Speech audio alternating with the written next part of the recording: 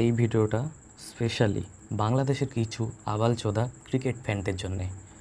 একটা রিসার্চ অনুযায়ী জানা গিয়েছে যে পাহাড়ের জঙ্গলে এক মানুষ খেকো বাঘ থাকে।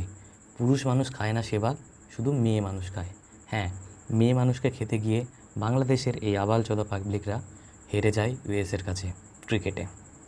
তাতে তাদের কোনো দুঃখ নেই, কেননা রিসার্চ অনুযায়ী বলে দিয়েছিল যে এই বাচ্চা বাঘ ভুল করে নিজেকে বাচ্চা বাঘ হিসাবে মনে করছে, আসলে এ বাচ্চা শুয়োর, মানে শুয়োরের।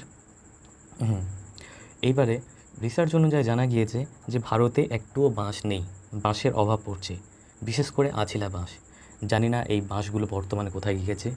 ভারতের একটি রিসার্চ সেন্টার থেকে খবর পাওয়া গিয়েছে যে এই বাঁশগুলো অর্থাৎ আছিলাগুলো এখন পাকিস্তান অর্থাৎ পূর্ব পাকিস্তানের পিছনে ঢুকে গিয়েছে।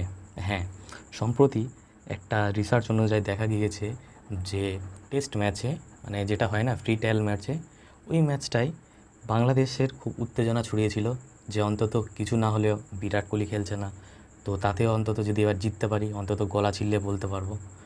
এমন সুখের কপাল নিয়ে তারা মাঠে নেমেছিল, কিন্তু সেখানে পান্ডিয়া, তারপরে পান্ত, এদেরকে হাতে হারকেন পিছনে আছিলা বাঁশ দিয়ে দেয়, যার কারণে এরা ছন্দছাড়া হয়ে নিজেদেরকে পুনরায় চিতাবাঘ, তারপর রয়্যাল বেঙ্গল বাঘের সাথে কম্পেয়ার করতে ব্যর্থ হয়ে পড়ে এবং নিজেদের পরিচয় দেয় যে এরা বাচ্চা শুয়োর।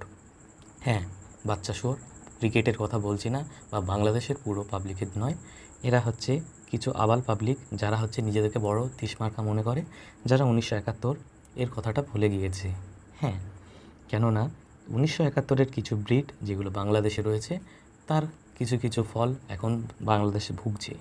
হ্যাঁ, তা ভারতের রিসার্চ অনুযায়ী যে বাঁশগুলো এখন বর্তমানে বাংলাদেশের কাছে আছে, সেগুলো কি বাংলাদেশ মানে কি করবে? ওই বাঁশ নিয়ে কি তারা তরি বানাবে?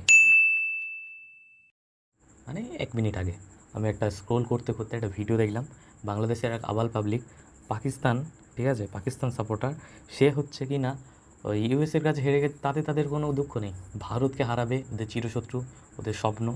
হ্যাঁ, ঠিক আছে ভাই, হারা।